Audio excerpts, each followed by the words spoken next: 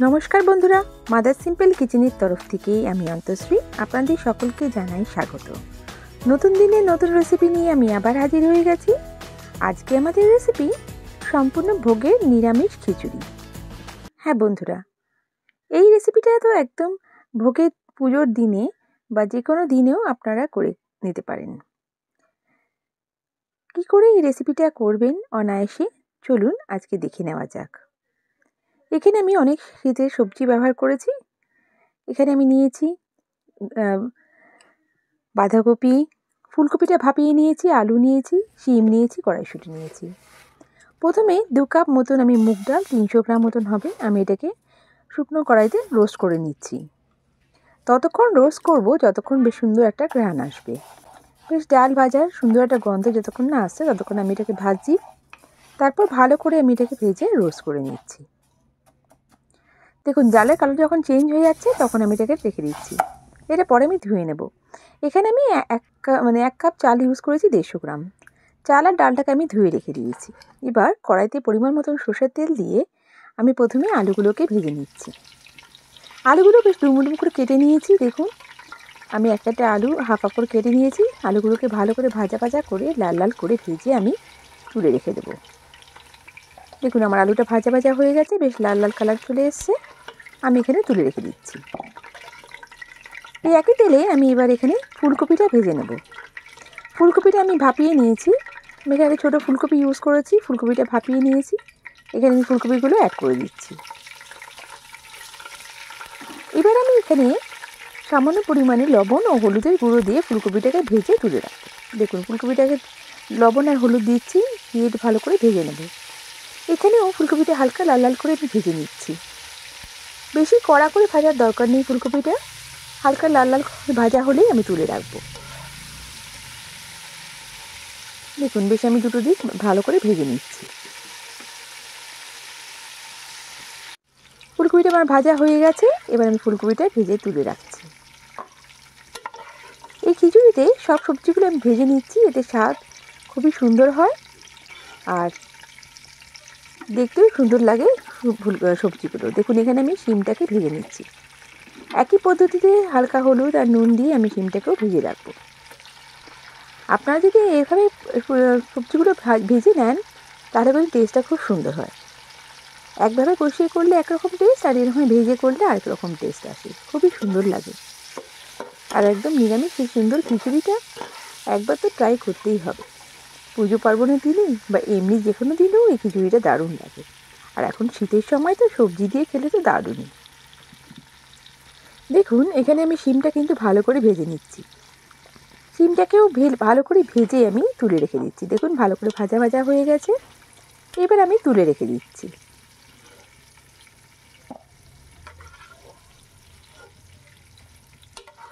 সব শিমগুলোকে তুলে রেখে দিচ্ছি। এবার আমি কড়াইতে 2টো শুকনো লঙ্কা, তেজপাতা আর আমি এখানে 1 চামচ গোটা জিরে অ্যাড করছি।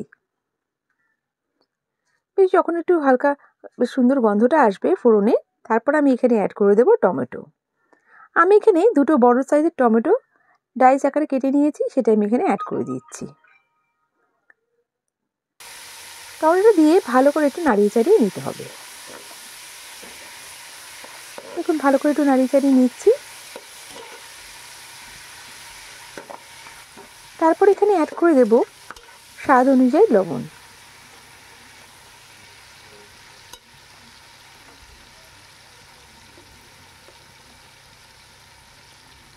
এখানে স্বাদ অনুযায়ী লবণ দিচ্ছি। আর এখানে আমি অ্যাড করে দেব হলুদের গুঁড়ো 1 চামচ মতন, আর আমি এখানে দেব জিরে গুঁড়ো 1 চামচ মতন।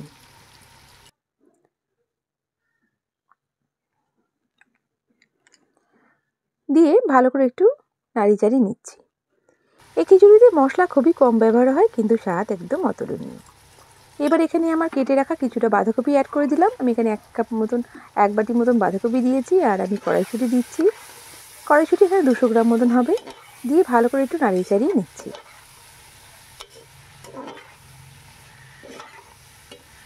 সুন্দরভাবে কষিয়ে নেব। দেখুন ভালো করে আমি নাড়িয়ে চাড়িয়ে নিচ্ছি। এখানে আমি অ্যাড করব চিনি। এখানে আমি 1 চামচ মতন চিনি অ্যাড করে দিলাম। দিয়ে আবার একটু হালকা নাড়ি চাড়িয়ে নিচ্ছি।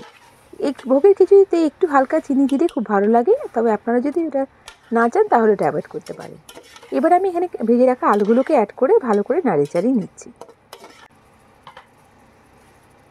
এবার আমি এখানে 1 ইঞ্চি আদা একদম জুলিয়ান করে কেটে রেখেছিলাম, সেটা আমি অ্যাড করে দিচ্ছি।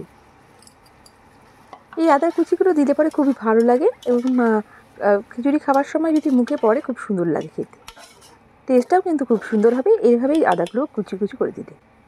সরু সরু করে দিয়েছি। এবার আমি ধুয়ে রাখা চাল আর ডালটা এখানে অ্যাড করে দিলাম, দিয়ে আবার ভালো করে আমি একটু কষিয়ে নিচ্ছি।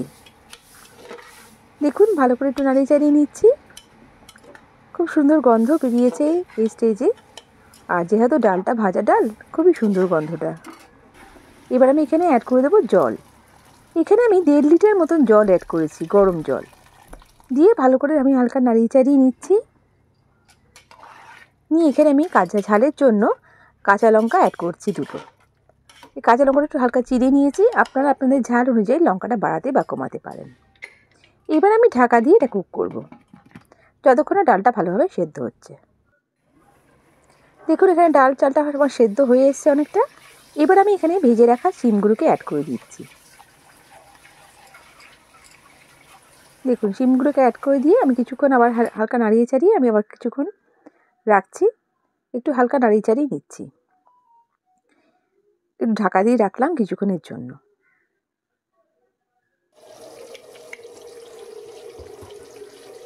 এবার আমি এখানে ভেজে রাখা ফুলকপিগুলো অ্যাড করে দেবো, দিয়ে এবার ভালো করে নাড়িয়ে চাড়িয়ে নিচ্ছি। আমার রান্নাটা কিন্তু একদম রেডি হয়ে এসছে, ডাল চালটা ভালোভাবে সেদ্ধ হয়ে এসছে। আর আমি এই খিচুড়িটা কিন্তু এরকম পাতলাই ভালো লাগে। এবার আমি এখানে 2 চামচ মতন ঘি আর 1 চামচ গরম মশলা দিয়ে সার্ভ করে দিচ্ছি। আমার রেসিপিটা একদম রেডি। বন্ধুরা, আমার রেসিপিটা যদি ভালো লেগে থাকে তাহলে লাইক করে সাবস্ক্রাইব করে আমার পাশে থেকে যাবেন, আর বেল বাটনটা প্রেস করবেন যাতে আমার রান্নার নোটিফিকেশানগুলো সবথেকে প্রথমে আপনারা পেয়ে যান। আপনাদের এক একটা লাইক কমেন্ট আমাকে মোটিভেট করে নতুন নতুন রেসিপি নিয়ে আসার জন্য। আর আপনারা যদি আমার পেজটা ফেসবুক থেকে দেখে থাকেন তাহলে আমার পেজটাকে লাইক করে ফলো করে দেবেন প্লিজ। আর আমার এই রেসিপিটা কেমন লাগলো আমায় কমেন্ট করে নিশ্চয়ই জানাবেন। নেক্সট রেসিপি নিয়ে আমি আবার হাজির হয়ে যাব। সবাই ভালো থাকবেন, সুস্থ থাকবেন। বাই। Thank you.